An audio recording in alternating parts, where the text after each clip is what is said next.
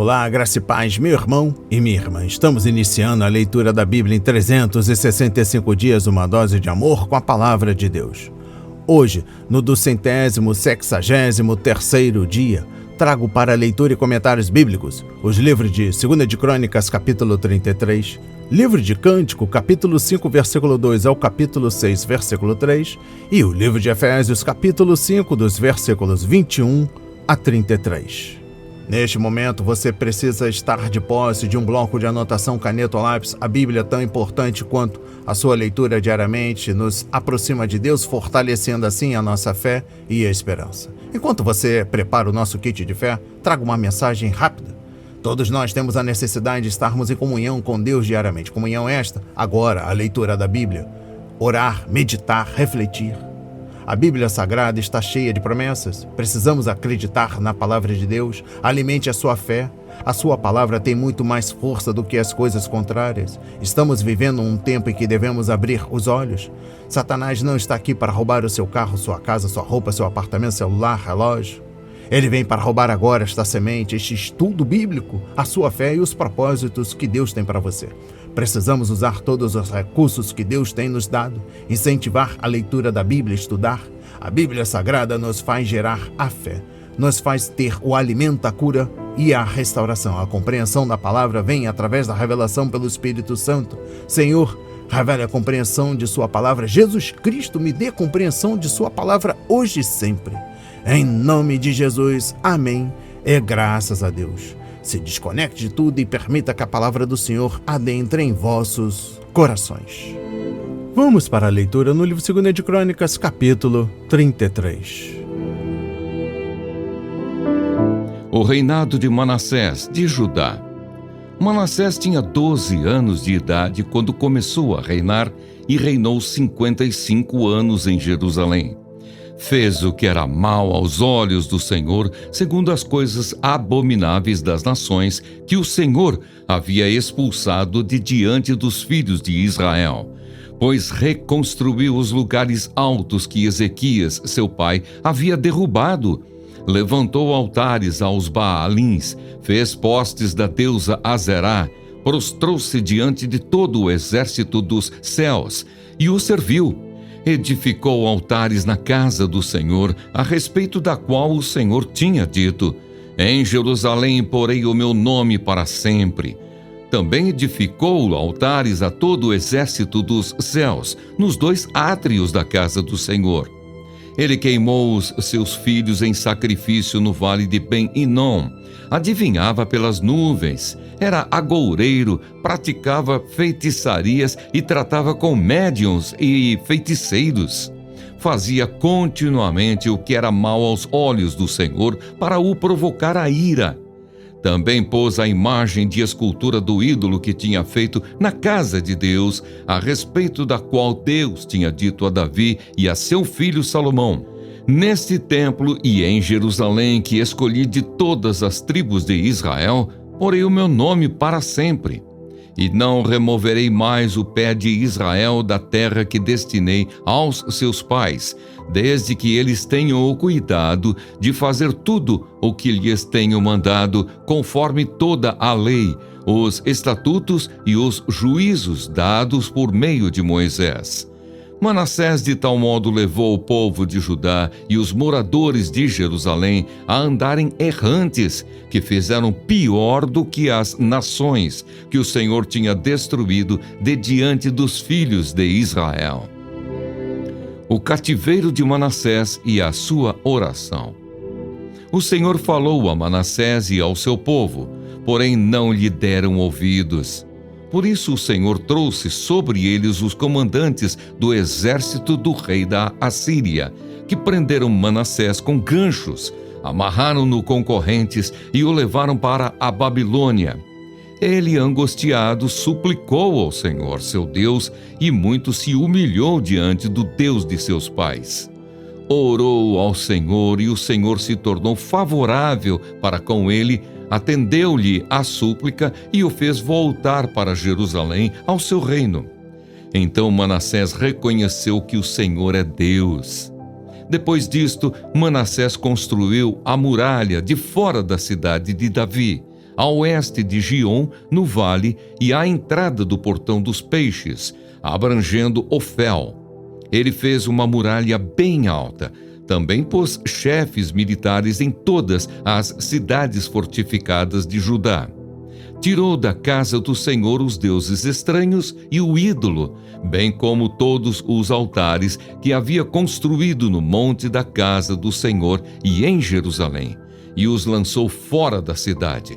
Restaurou o altar do Senhor, sacrificou sobre ele ofertas pacíficas e de ação de graças, e ordenou a Judá que servisse o Senhor, Deus de Israel. Porém, o povo ainda sacrificava nos lugares altos, mas somente ao Senhor, seu Deus. A morte de Manassés. Quanto aos demais atos de Manassés, a sua oração ao seu Deus e as palavras dos videntes que lhe falaram em nome do Senhor, Deus de Israel, está tudo escrito na história dos reis de Israel. A sua oração e como Deus se tornou favorável para com ele, todo o seu pecado, a sua transgressão e os locais onde edificou lugares altos e colocou postes da deusa Azerá e imagens de escultura, antes que se humilhasse, eis que está tudo escrito na história dos videntes.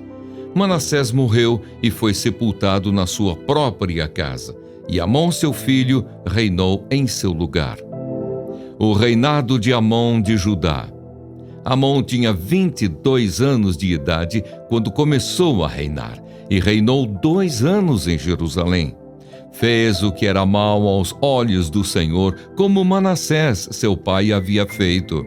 Ofereceu sacrifícios a todas as imagens de escultura que Manassés, seu pai, tinha feito e as serviu. Mas não se humilhou diante do Senhor como Manassés, seu pai, tinha se humilhado. Pelo contrário, Amon se tornou mais e mais culpável. Os seus servos conspiraram contra ele e o mataram em sua própria casa. Porém, o povo daquela terra matou todos os que conspiraram contra o rei Amon e proclamou Josias, filho de Amon, rei em seu lugar. Amém. Compreendendo o livro 2 de Crônicas, capítulo 33, exposição bíblica dos versículos 1 a 2. O fato de Ezequias, um rei piedoso, ter um filho tão mau é mais um daqueles enigmas da história bíblica. Se Manassés nasceu em 709 a.C., então ele tinha 7 anos de idade quando seu pai foi curado e ocorreu o milagre da sombra. O príncipe tinha 8 anos quando os 185.000 soldados assírios foram mortos. Ao que parece, esses milagres causaram pouca impressão em seu coração. Muitos estudiosos acreditam que Manassés tinha reinado com o pai por apenas 10 anos, 697 a 687 a.C., ou seja, entre os 12 e os 22 anos de idade. Ele teria tido relacionamento próximo com o pai temente a Deus, mas o que impressiona é que Manassés se tornou o rei mais ímpio na história de Judá, a ponto de ser considerado culpado pela queda do Reino do Sul, conforme 2 de Reis, capítulo 24, versículo 3 e Jeremias 15, versículo 4. Compreendendo o versículo 10, em sua misericórdia o Senhor enviou profetas para advertir o rei e o povo, mas eles se recusaram a ouvir. Algumas dessas testemunhas foram, sem dúvida, mortos pelo rei, conforme 2 de Reis, capítulo 21, versículo 16, junto com outros fiéis que se opuseram à adoração aos falsos deuses. Deus fez seu povo se lembrar de que seus servos desfrutariam da terra caso obedecessem a ela. Compreendendo o versículo 11, aparentemente Manassés desagradou ao rei da Assíria de alguma forma, e Deus permitiu que os oficiais daquela nação chegassem a Judá e capturassem seu rei.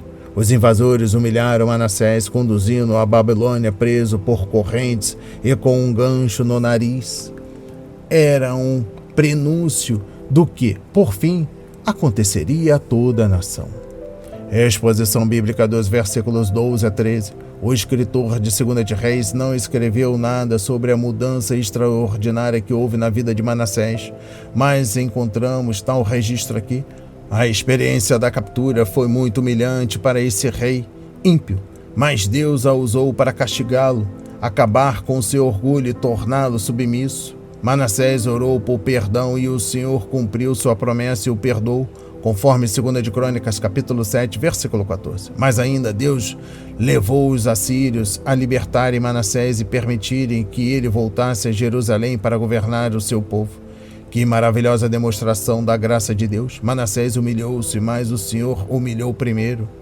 O verdadeiro arrependimento é uma obra de Deus no coração e uma resposta espontânea desse coração diante do Senhor.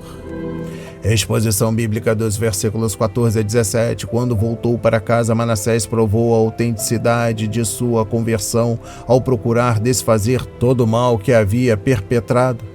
Ele fortificou Jerusalém e outras cidades de Judá, tirou o ídolo do templo, conforme versículo 7, removeu da capital todos os altares que havia edificado aos falsos deuses. Tendo purificado o templo, Manassés, então, restaurou o altar do Senhor que havia sido negligenciado por muito tempo. Ele também ofereceu ofertas de comunhão e de gratidão ao Senhor que o livrou do cativeiro. O rei Manassés ordenou ao povo de Judá que servisse a Deus e deu o exemplo. Exposição bíblica dos versículos 21 a 23.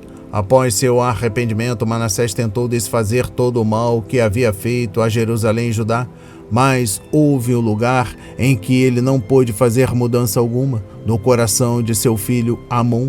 O jovem Amon havia sido influenciado demais pelos pecados de seu pai para agora apreciar a nova vida de obediência de Manassés. Além disso, sem dúvida, algumas pessoas na corte incentivaram Amon a manter os velhos hábitos. Enquanto Manassés se humilhava perante o Senhor, seu filho se recusava a fazer isso, conforme versículo 23. E quanto mais Amon pecava, mais seu coração endurecia. E eu encerro a compreensão do livro 2 de Crônicas, capítulo 33, trago o versículo 24.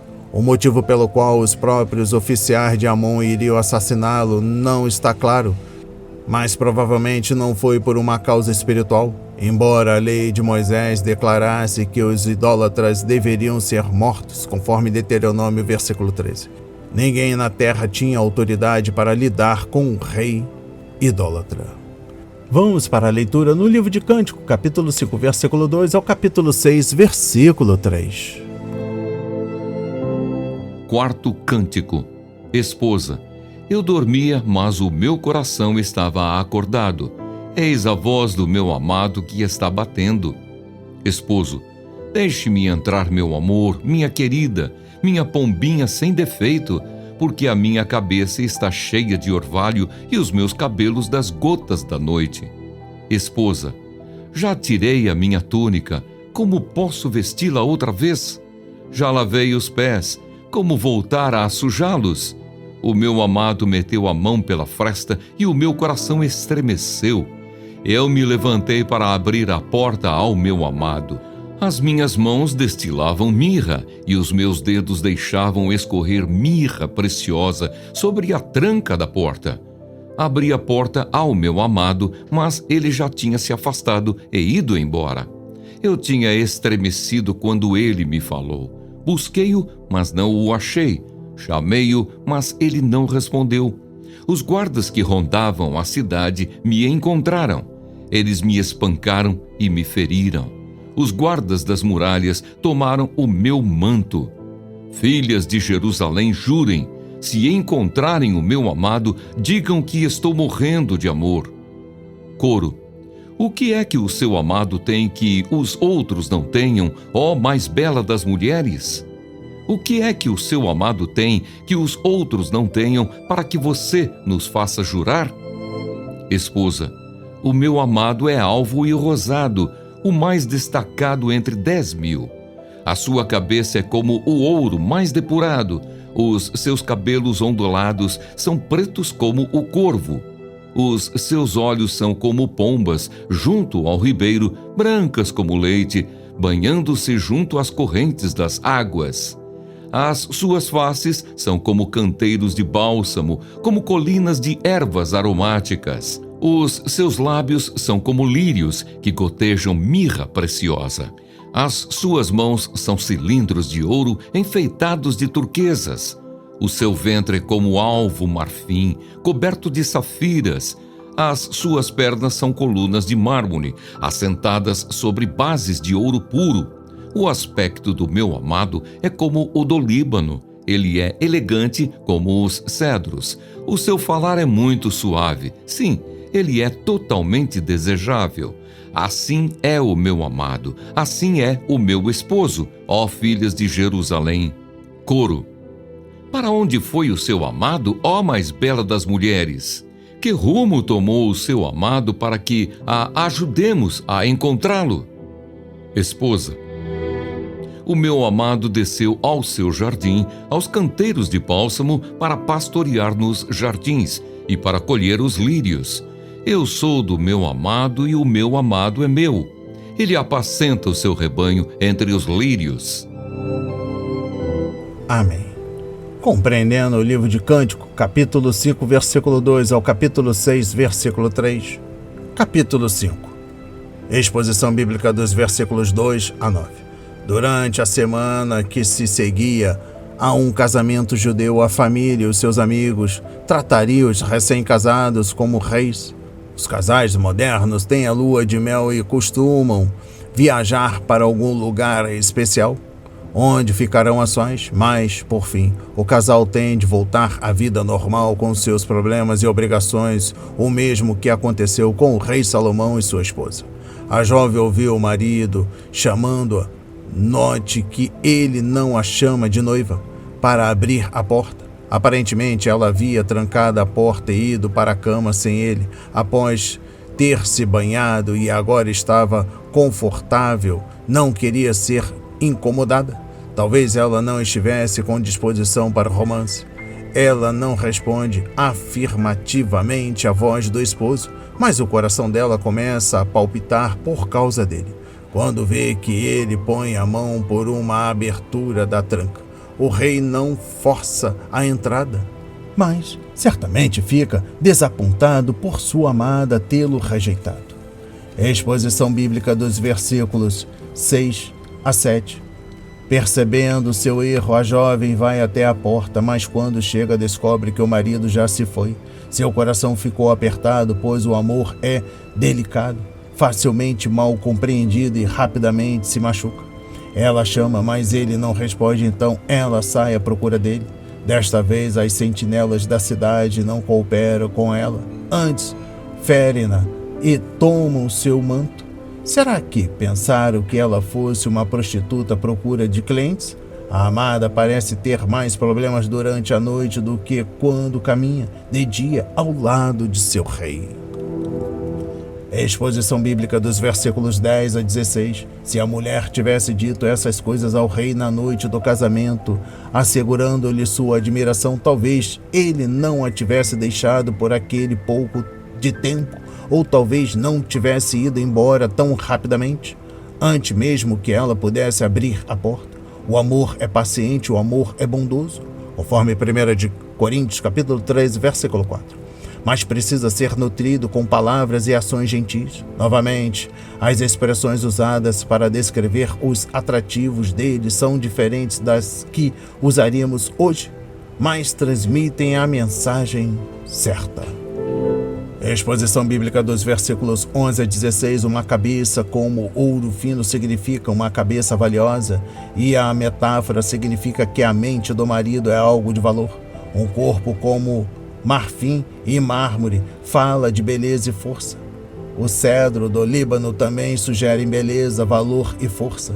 A expressão muito desejável indica que ele é atraente em todos os aspectos. Ao longo dos anos, nosso corpo muda e ficamos velhos, mas marido e mulher que compartilharam a vida e a admiraram-se mutuamente nunca cultivam uma atitude crítica. Ser jovens de coração é o segredo para um casamento longo e feliz.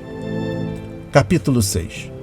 E eu encerro a compreensão de Livro de Cântico, capítulo 6, com a exposição bíblica dos versículos 1 a 3. A luz do dia surge e as mulheres de Jerusalém se oferecem para ajudar a jovem a encontrar o marido. Ela o conhece bem e sabe onde ele foi. Um dos elementos importantes em um casamento é os cônjuges se conhecerem um ao outro muito bem, a ponto de um conseguir ler a mente e antecipar as ações do companheiro. Eu sou do meu amado e o meu amado é meu. É uma expressão que demonstra isso perfeitamente, conforme versículo 3 e também capítulo 2, versículo 16 e capítulo 7, versículo 10. Salomão não está perdido para ela, ainda que não estejam juntos. Ele está alimentando seu rebanho no jardim e ela sabe onde ir. Vamos para a leitura no livro de Efésios, capítulo 5, dos versículos 21 a 33. O lar cristão, marido e mulher. Sujeitem-se uns aos outros no temor de Cristo. Esposas, que cada uma de vocês se sujeite a seu próprio marido como ao Senhor, porque o marido é o cabeça da esposa, como também Cristo é o cabeça da igreja, sendo ele próprio o salvador do corpo. Como, porém, a igreja está sujeita a Cristo, assim também a esposa se sujeite em tudo ao seu próprio marido. Maridos, que cada um de vocês ame a sua esposa, como também Cristo amou a igreja e se entregou por ela, para que a santificasse, tendo-a purificado por meio da lavagem de água pela palavra, para a apresentar a si mesmo como igreja gloriosa, sem mancha, nem ruga, nem coisa semelhante, porém santa e sem defeito. Assim também o marido deve amar a sua esposa, como ama o próprio corpo. Quem ama a esposa, ama a si mesmo. Porque ninguém jamais odiou o seu próprio corpo. Ao contrário, o alimenta e cuida dele, como também Cristo faz com a igreja. Porque somos membros do seu corpo, eis porque o homem deixará o seu pai e a sua mãe e se unirá à sua mulher, tornando-se os dois uma só carne.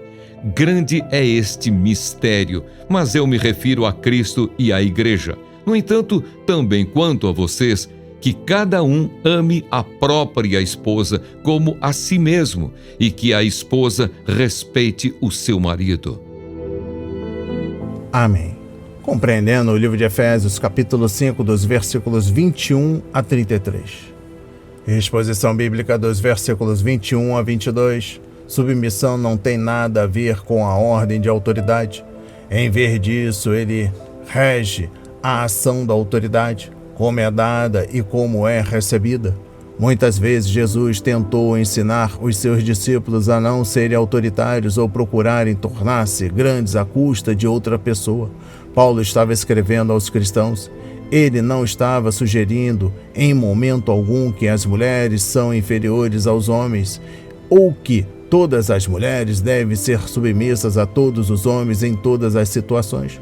O fato de ele usar Cristo e a igreja como sua ilustração é prova de que ele tem em mente o lar cristão. Exposição bíblica dos versículos 22 a 24. O apóstolo dá duas razões para este mandamento: o senhorio de Cristo, versículo 22, e a autoridade do homem Jesus, versículo 23. Quando a esposa cristã se submete a Cristo e permite que ele seja o senhor de sua vida, ela não tem dificuldade para se submeter ao marido. Isso não significa que ela passa a ser uma escrava, pois o marido também deve se submeter a Cristo. E ambos estiverem vivendo sob o senhorio do Senhor, só pode haver harmonia. A autoridade não é ditadura. Exposição bíblica dos versículos 25 a 33. Paulo tinha muito mais a dizer aos maridos cristãos do que às esposas. Ele estabeleceu para o marido um padrão muito alto, o de amar a sua esposa como Cristo amou a igreja. O autor da carta estava elevando o amor conjugal ao nível mais alto possível, pois ele via no lar cristão uma ilustração do relacionamento entre Cristo e sua igreja. E eu encerro a leitura da Bíblia em 365 dias e também Do livro de Efésios, capítulo 5, dos versículos 21 a 33, trago o versículo 32. Nosso lar cristão deve ser uma imagem do relacionamento de Cristo com sua igreja. Todo cristão é um membro do corpo de Cristo e deve ajudar a sustentar esse corpo em amor, conforme capítulo 4, versículo 16. Somos um com Jesus. A igreja é seu corpo e sua noiva é o lar cristão. É uma ilustração ordenada por Deus desse relacionamento.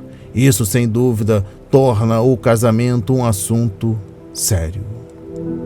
As palavras de hoje foram semeadas para as nossas vidas, para a honra e a glória do Senhor. Receba este alimento diário, não hesite, compartilhe. Deus está interessado na minha e na sua dor. Que Deus nos abençoe.